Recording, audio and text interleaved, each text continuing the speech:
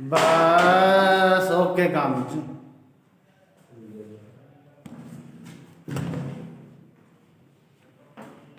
कर दूँ क्या ऑन कर दिया मैंने ऑन है ठीक ऑन है ना।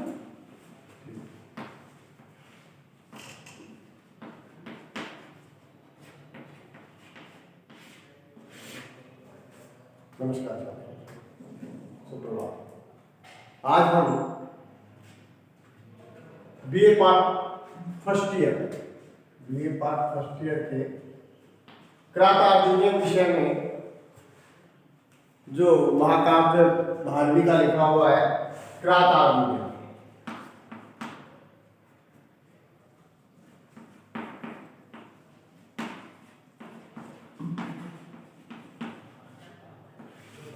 क्रातार्जुनीय महाकाव्य के प्रथम सर्ग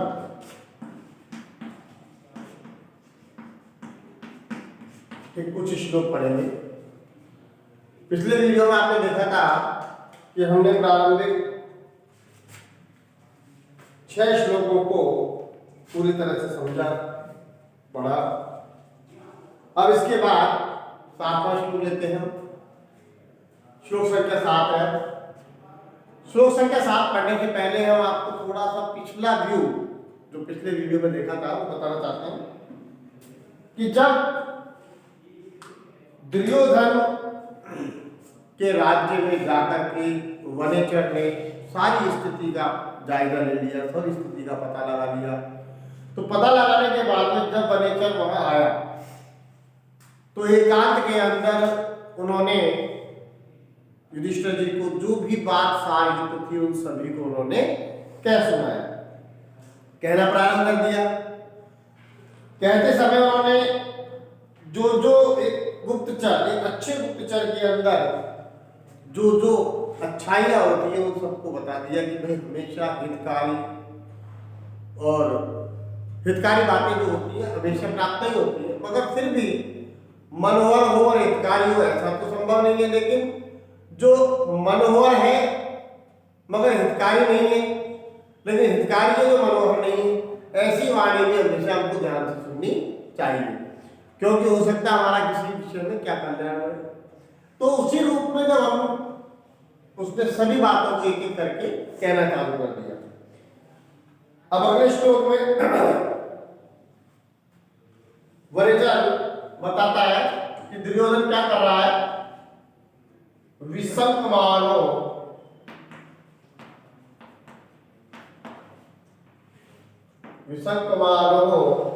भवतः पराजय, भवतः पराभव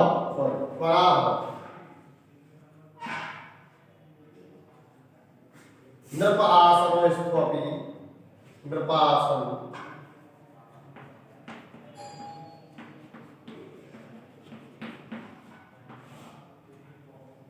स्तुवापि वनाभि वासिनः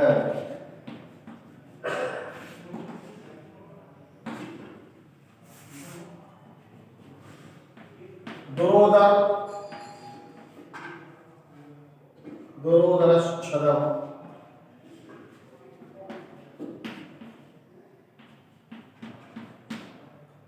जिता समीयते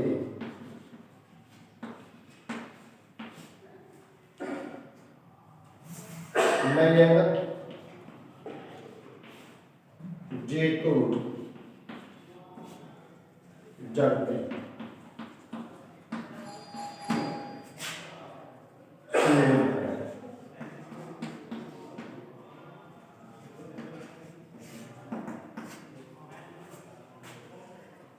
विसंकमानो भवतः पराभवम् नृप आसन स्तुवपि वन अधिवासिनः दुरोदर छदम जिताम समीयते नयन जयतु जगती सुयोधन।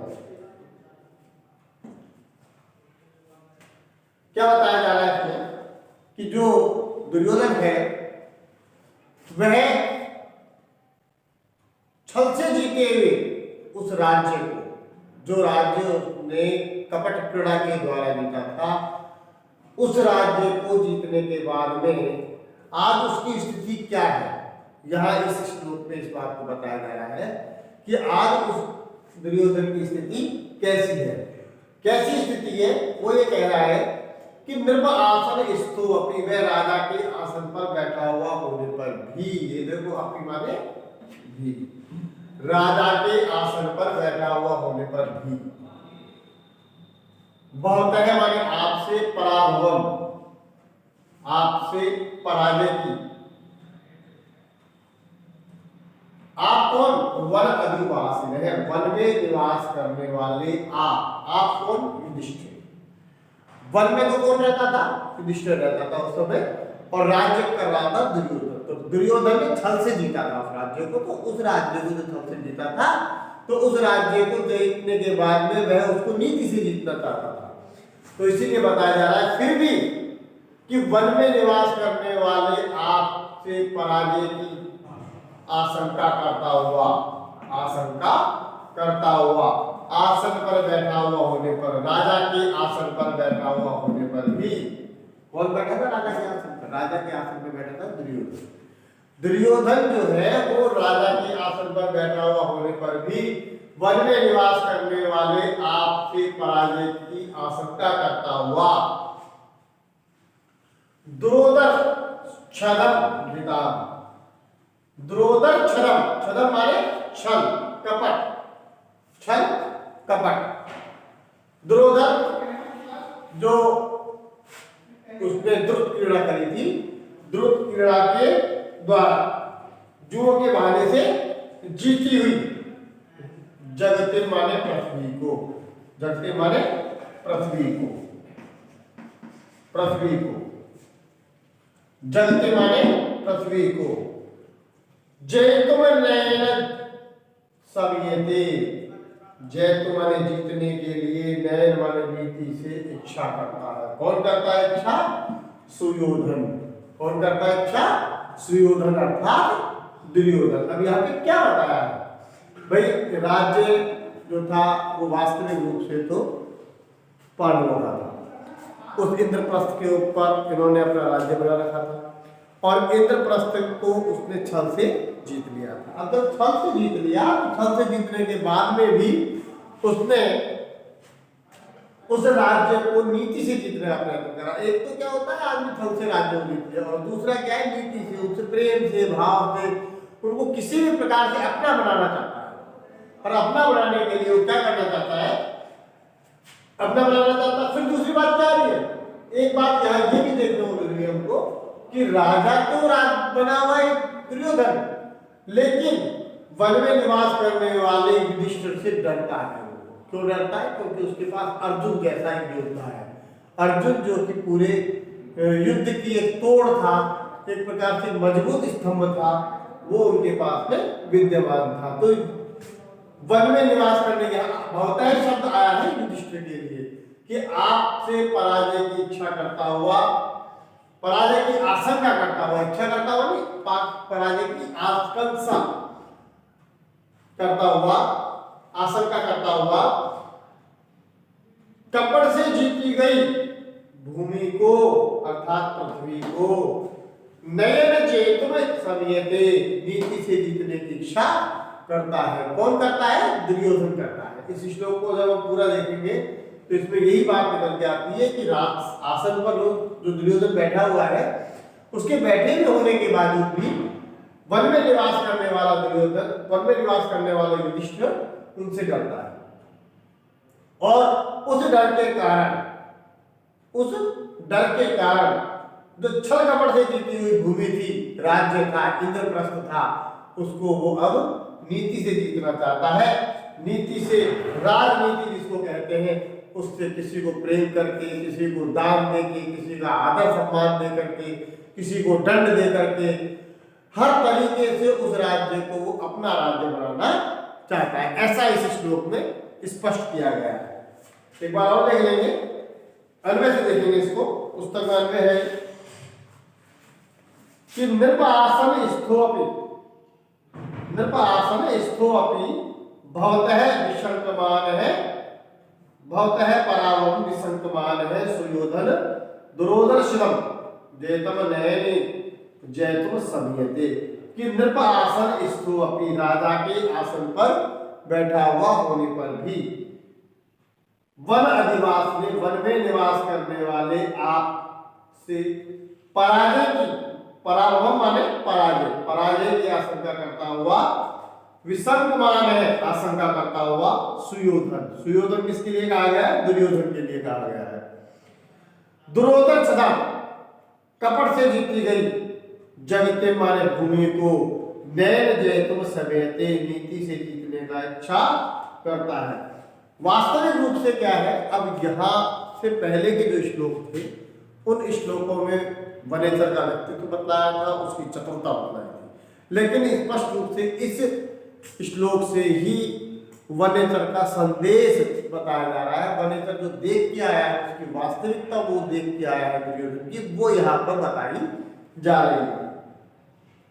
तो वनेचर अपना वक्तव्य प्रारंभ करता है, वक्तव्य प्रारंभ करता हुआ कहता है कि दुर्योधन जो है वो चतुर राजनीतिज्ञ है, चतुर राजनीतिज्ञ है। क्यों? क्योंकि जो उसने छल से कपट से जिस नीति को जीत लिया था, जिस राज्य को जीत लिया था, उसको अब वह नीति से जीतने की इच्छा करता है, जिससे कि उसके राज्य में कोई छल कपट व्यवहार, किसी भी प्रकार की कोई द्वेषता, कोई आक्रोश पैदा न हो सके। इसीलिए यहाँ पर यही बताया गया है कि वह उसको नीति से जीतना चाहता है। मतलब दुर्योधन सदा एक चीज से आशंकित रहता है, क्योंकि जो कुटिल है, दुर्योधन कुटिलता चलता है, तो कुटिल होने के कारण वह युधिष्ठिर से डरता है। क्यों? क्योंकि उसको भय है कि कहीं जैसी मेरे अंदर कुटिलता है वो छुप करके इसी प्रकार की कुटिलता या छल कहीं युधिष्ठिर ना कर बैठे और मेरे से इस राज्य को हत्या ले। इसलिए वह वहां की जनता को अब अपना बनाना चाहता है। इस तरह वह अपने उस राज्य को जीतना चाहता है। अगला श्लोक है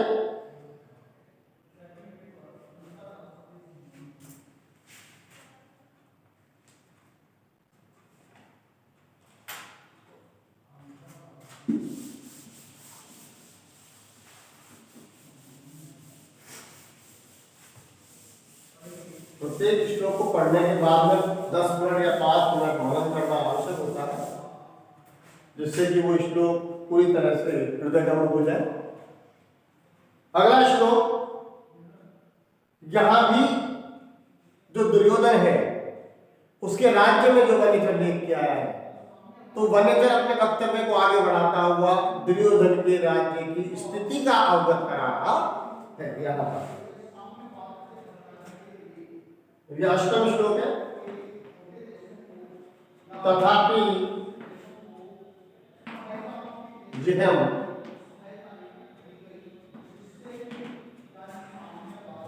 स भवत् जिगीषया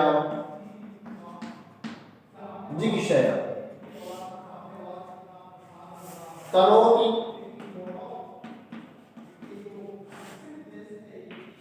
शुभ्रम गुण संपदा यश समुन्ने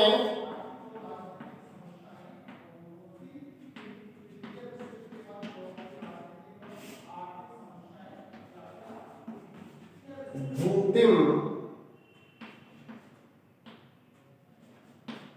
अनार्य सर्ववाद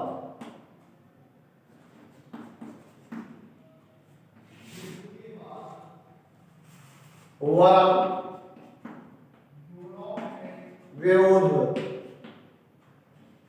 विरोधो अपि समम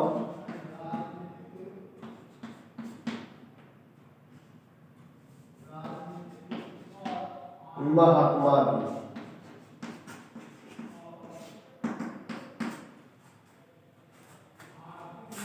क्या बताया देखो इसमें, एक बार श्लोक को वापस पढ़ेंगे हम। तथापि ज्ञेयं स भवति जिगीषया तनोति शुभ्रं गुणसम्पदायतः समोन्नयेन भूतिम् अनार्य संगमात् वरं विरोधोऽपि समं महात्मादि। दुर्योधन बहुत ही कुटिल है, बहुत ही चालाक है। वह कुटिल है, यहां स्पष्ट कह दिया इस श्लोक में कि स कुटिल है, स कुटिल, स जेयम माने कुटिल है। वह कैसा है? कुटिल है। इस शब्द का अर्थ है कुटिल। वो दुर्योधन जो है, ये जो शब्द आया है वो दुर्योधन के लिए आया है कि स जी हाँ माने वह कुटिल है। वह कौन? दुर्योधन। तदापि, तदापि माने फिर भी, या फिर भी शब्द कहते ही पिछले श्लोक को ले लिया इन्होंने, अर्थात पिछले श्लोक के भाव को ले लिया। ये कहना चाहता है यहाँ पर कि जो राजा छल से उस राज्य को जीता है और उस राजा ने बाद में उसको नीति से जीतने का प्रयत्न कर रहा है, इतना होने के बावजूद भी वह अपनी कुटिलता किस प्रकार से कर रहा है वो यहाँ बताया जा रहा है कि तथापि माने फिर भी स जिहाद माने वह कुटिल दुर्योधन भवद जिगीषया आपसे जीतने की इच्छा करता हुआ, भवद जिगीषया आपसे जीतने की इच्छा करता हुआ, तनोति माने फैलाता है। क्या फैलाता है? शुभ्रम स्वच्छ गुण संपदा, गुण रूपी संपदा के यश को फैला रहा है। किसको फैला रहा है? वो यश को फैला रहा है। कैसे यश को? स्वच्छ, स्वच्छ छवि को फैला रहा है कि हाँ मैं बहुत ईमानदार, बहुत श्रेष्ठ व्यक्ति हूं, ऐसा वो घोषित करना चाहता है। देखिए, तदापि जिगम स भवति जिगीषया तनोति शुभ्रम गुण संपदा ऐसा है। तो जो शुभ्रम माने स्वच्छ, पवित्र गुण संपदा रूपी जो यश है उसको वह चारों तरफ फैला रहा है। कौन? दुर्योधन। फिर यहाँ एक पुट दिया है, एक शब्द वाक्यांश दिया है यहाँ पर। वो क्या दिया है कि होता यह है हमेशा कि हमें दुश्मनी करनी चाहिए तो किससे करनी चाहिए, दोस्ती करनी चाहिए तो किससे करनी चाहिए, इस चीज के यहाँ पर स्पष्ट रूप से कहा गया है कि हमें बैर करना चाहिए तो भी महात्माओं से करना चाहिए। सज्जनों के साथ ही दुश्मनी करो, सज्जनों के साथ ही मित्रता करो, दुर्जनों के साथ तो कोई व्यवहार नहीं करना चाहिए। यहाँ स्पष्ट रूप से कह दिया। किसे? जो अपने भूतिम माने अपने ऐश्वर्य की इच्छा करता हुआ जो व्यक्ति है, उन्नति चाहने वाला जो है, वह व्यक्ति सदैव अपने उन्नति को चाहता हुआ दुश्मनी करता है तो भी, और दोस्ती करता है तो भी, वह देखिए कि ये महात्मा है या सज्जन व्यक्ति है। सज्जनों के साथ ही तो बैर करो, सज्जनों के साथ ही दुश्मनी करो, सज्जनों के साथ ही दोस्ती करो, दुर्जनों से तो व्यवहार ही मत रखो। क्योंकि अगर सज्जन व्यक्ति से मित्रता होगी तो वो मित्रता पूरी तरह से निभाएगा, सज्जन और दुश्मनी होगी तो भी वह दुश्मनी में भी ये देखेगा कि किसी का अहित ना हो। इस प्रकार की भावना उसके मन में रहेगी। इसलिए यहाँ पर कह दिया इसने कि समन्वयन भूतिमदार्य संगमाद वरम विरोधो अपि समम महात्मा भी, कि जो भूतिम माने ऐश्वर्य की, समन्वय माने इच्छा करता हुआ, अनार्य संगवाद, अनार्य दुष्ट लोगों के संसर्ग से, दुष्ट लोगों के संसर्ग से तो अनार्य, एक होता है आर्य और एक होता है अनार्य। यहाँ भूतिम शब्द में मैं हलत होकर अनार्य शब्द बन जा रहा है। अनार्य का मतलब होता है दुष्ट लोग। अनार्य की संगति से तो वरम माने अच्छा है, दुष्टों की संगति से तो अच्छा है। क्या अच्छा है? विरोध। किसके साथ? सज्जनों के साथ। सज्जनों के साथ विरोध ही अच्छा है। किस लिए कहा गया है यहाँ पर कि जो उन्नति है वह उन्नति की इच्छा रखने वाले व्यक्ति को क्या करना चाहिए कि दुष्टों के साथ संगति ना करे, दुष्टों के साथ संगति ना करे, वह वैर करे, दुश्मनी करे, सज्जनता रखे, दोस्ती करे, वो किससे करे? महात्माओं से करे, सज्जनों से करे। तो यहाँ पर स्पष्ट कर दिया परम विरोधो अपनी समम माने साथ, किसके साथ करनी है? महात्माओं के साथ। क्या विरोध भी परम माने श्रेष्ठ है, श्रेष्ठ है, अच्छा है। क्या है अच्छा? वैर करना, किसके साथ? सज्जनों के साथ। यह एक प्रकार से लोकोक्ति दी गई है, सुक्ति दी गई है कि इंपॉर्टेंट श्लोक है कि जो विरोध भी करना है तो सज्जनों के साथ करो, मित्रता भी करनी है तो सज्जनों के साथ ही करनी चाहिए। इसी रूप में एक बार और इसको श्लोक को हम देख लेंगे कि वह कुटिल दुर्योधन फिर भी आपको जीतने की इच्छा करता हुआ स्वच्छ गुण संपत्ति रूपी यश को चारों तरफ फैला रहा है, चारों तरफ फैला रहा है। ऐश्वर्य की इच्छा करते हुए, ऐश्वर्य को बढ़ाना चाहता है वो व्यक्ति, बढ़ाता हुआ दुष्टों की संगति से तो अच्छा है विरोध करना, किसके साथ? महात्माओं के साथ विरोध करना ही अच्छा है। एक बार अनुभव और देखेंगे हम इसका कि तथापि माने फिर भी, जिहाम सह भवद जिगिषया, वह कुटिल दुर्योधन गुण संपत्ति रूपी शुभ्र माने स्वच्छ यश को फैला रहा है। भूतिम समुन्नयन, कल्याण की इच्छा करता हुआ या ऐश्वर्य की इच्छा करता हुआ ऊंचे उठते हुए, उत्पन्न करते हुए अनार्य संगमात, दुष्ट लोगों की संगति से तो महात्माओं की संगति ही श्रेष्ठ होती है। तो कहने का तात्पर्य यहाँ ये है कि जो दुर्योधन है वह दुर्योधन ये बता देना चाहता है कि भाई मैं एक श्रेष्ठ और चतुर व्यक्ति हूँ, ऐसा इस श्लोक में बताया है। वह अपने स्वच्छ छवि को फैलाना चाहता है कि मुझने कोई घात पाप नहीं करा, मैंने बड़े नीति से इस राज्य को जीता है, ऐसा यहाँ स्पष्ट किया गया है। ये दूसरा श्लोक कंप्लीट हुआ था। अब हम तीसरा श्लोक लेते हैं।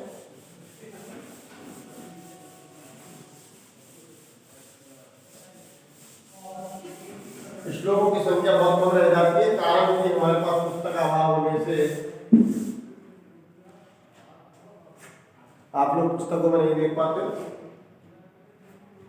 अगला श्लोक है 9वां श्लोक।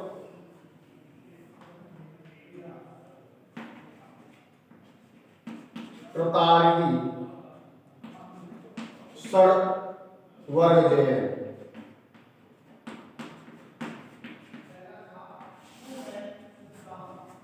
महावीर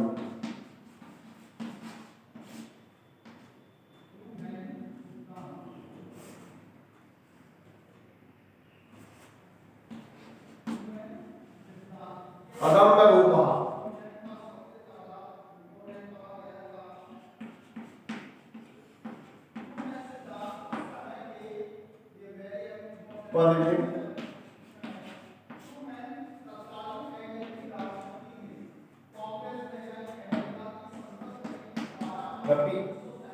प्रत्यक्ष सुना,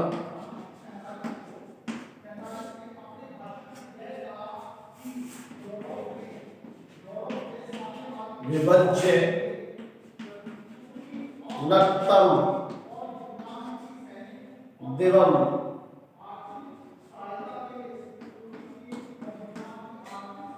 तंद्रा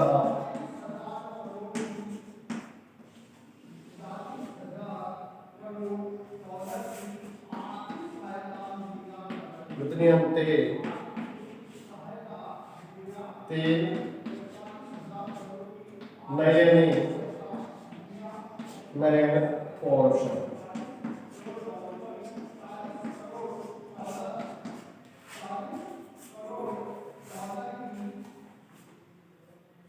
कृताहिसन वर्ग जे मानविन अगम्य रूपाम पदविन प्रतिक्षुणः विभज्य रक्तम दिवम तत् ऐन्द्रणा वितन्यन्ते तेन नयन पौरुषम।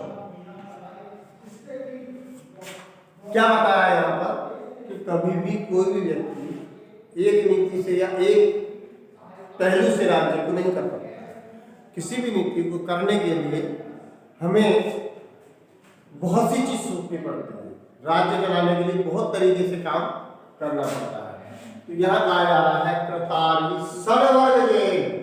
षड्वर्ग क्या है? सबसे पहली बात यह है, 6 वर्ग होते हैं: काम, क्रोध, मद, लोभ, मोह, मत्सर्य। ये 6 शत्रु समय पर विजय प्राप्त करने के लिए होते हैं। इन पे विजय प्राप्त करना जरूरी है। काम, क्रोध, मद, लोभ, मोह, मात्सर्य। ये 3 चीज होती है। इन 3 और 3 6, इन 6 शत्रुओं के समूह पर विजय प्राप्त करने की इच्छा रखने वाला, मानवीय पदवी, मनुष्य की पदवी को प्राप्त करने की इच्छा रखने वाला। कैसी पदवी को? अगम्य रूपा। अगम्य रूप, जिसको कि कोई गम्य नहीं कर सकता, कोई समझ नहीं सकता, साधारण व्यक्ति के द्वारा जिसको बड़े मुश्किल से प्राप्त किया जा सकता है। गम्य तो है प्राप्त करना, और अगम्य जिसको प्राप्त नहीं किया जा सकता है, साधारण रूप में जिसको प्राप्त नहीं किया जा सकता है। कि सर्वर्ग, इन 6 शत्रुओं को जीतने की इच्छा करने वाला, मानवीय पदवी, मनुष्य की पदवी को प्राप्त करने की इच्छा रखता हुआ कौन? अगम्य रूपा पदवी। कैसी पदवी थी वो? अगम्य रूपा, जिसको कि किसी के द्वारा ज्ञात नहीं किया जा सकता, साधारण रूप में। ऐसी पदवी को प्राप्त करने की इच्छा करता हुआ क्या करता हूं? कैसा पौरुषा करता है? विभज्य, विभाजित करके, नक्तम दिवम, नक और दिन, मतलब रात और दिन, रात दिन को विभाजित करके ये काम अब करना है, ये काम अब करना है, ये काम अब करना है। इस प्रकार से पूरी चीज को समझा करके, समझ करके, एक प्रकार से विभाजित करके रात दिन को मतलब आलस्य से रहित होता हुआ, आलस्य से रहित होता हुआ वह रात और दिन को पूरी तरह से विभाजित कर देता है कि मुझे रात में ये काम करना है, दिन में ये करना है, सुबह ये करना है, दोपहर में ये करना है। पूरी चीज को डिवाइडेड कर देता है, समझा, विभाजित कर देता है। विभाजित करके नक्तम दिवम अतेंद्रः, मतलब आलस्य से रहित होता हुआ रात दिन को विभाजित करते हुए वितनयन्ते तेन नयन पौरुषम, वितनते माने बढ़ा रहा है, तेन उसके द्वारा, नयन माने नीति से, पौरुषम उसकी पुरुषार्थ को। काम, क्रोध आदि जो 6 आंतरिक शत्रु हैं उनको वह पालन करता हुआ, उनको जीतने की इच्छा रखता हुआ, अत्यंत कठोर, जो मनुस्मृति के द्वारा भी अगम्य बताया है, ऐसे मार्ग को प्राप्त करने की इच्छा करता हुआ, आलस्य रहित होता हुआ वह दुर्योधन रात और दिन को अच्छी तरह से विभाजित करता हुआ, इस समय जो उसका काम है उन सबको विभाजित करते हुए, अलग अलग करते हुए अपने कर्तव्य को वह पूरा कर रहा है। अब देखो एक बार उसकी जो अन्य है उसको देखेंगे हम। कर्तार ही सर्वर्गजेन, अर्थात काम, क्रोध, मद, लोभ, मात्सर्य, इन 6 शत्रुओं को विजय प्राप्त करने वाला, विजय प्राप्त करने वाले अगम्य, जिसको किसी साधारण व्यक्ति के द्वारा ज्ञात नहीं किया जा सकता, अगम्य मानवीय पदी, मानवीय पदी को प्रपत्सुना प्राप्त करने की इच्छा करता हुआ, आलस्य से रहित होता हुआ उस दुर्योधन के द्वारा नक्तम दिवम विभज्य, रात और दिन को विभाजित करते हुए, नयन माने नीति से, पौरुषम नियंत्रण, अपने पौरुष को बढ़ाया जा रहा है, फैलाया जा रहा है, अपने पौरुष को फैला रहा है, अपने पुरुषार्थ को चारों तरफ है फैलाना चाहता है। कहने का तात्पर्य है कि उसका जो पुरुषार्थ है, उस पुरुषार्थ को, उस कार्य को, उस विधि को वह बड़े नीति से कर रहा है। देखो, काम, इच्छा, मद, लोभ, क्रोध, वो ये आदमी के शत्रु बतलाए गए हैं। और इन शत्रुओं में जिसने विजय प्राप्त कर ली वो एक अगम्य रूप की पदवी को प्राप्त कर सकता है। इसीलिए आज वह दुर्योधन जो बड़ा कुटिल है, बड़ा चतुर है, वो क्या करना चाहता है, वो ये करना चाहता है कि वह काम, क्रोध, मद, लोभ आदि सभी को अपनी तरफ से जीत चुका है, वो ऐसा महसूस करता है और फिर एक अगम्य रूप की पदवी को प्राप्त करना चाहता है जो किसी साधारण मनुष्य के द्वारा प्राप्त नहीं की जा सकती। ऐसी पदवी को प्राप्त करना चाहता है। ऐसी पदवी को प्राप्त करने की इच्छा करता हुआ वह दुर्योधन रात और दिन को आलस्य से रहित होकर रात दिन को विभाजित करके ये काम अब करना है, ये काम अब करना है, ये काम अब करना, ऐसा विभाजित करते हुए नीति से अपने पुरुषार्थ को फैलाए जा रहा, बढ़ाए जा रहा है। इस प्रकार से अभी जो हमने इन श्लोकों को पढ़े इसमें एक संक्षिप्त रूप में हम बता दें आपको कि इन सभी श्लोकों के अंदर एक चीज स्पष्ट की जा रही है कि दुर्योधन बड़ा चतुर है और बड़ा कुटिल है। वह अपने राज्य को इस प्रकार से चलाना चाहता है कि उसने कोई छल कपट नहीं करा, उसने युधिष्ठिर से युद्ध में उसको जीत लिया। कैसा युद्ध? कपड़े रूपी युद्ध में उसको हमने जीता है, द्रुत क्रीड़ा में उसको हमने जीता है और इस राज्य की जनता को वो अपने पक्ष में लेना चाहता है। आज के लिए बस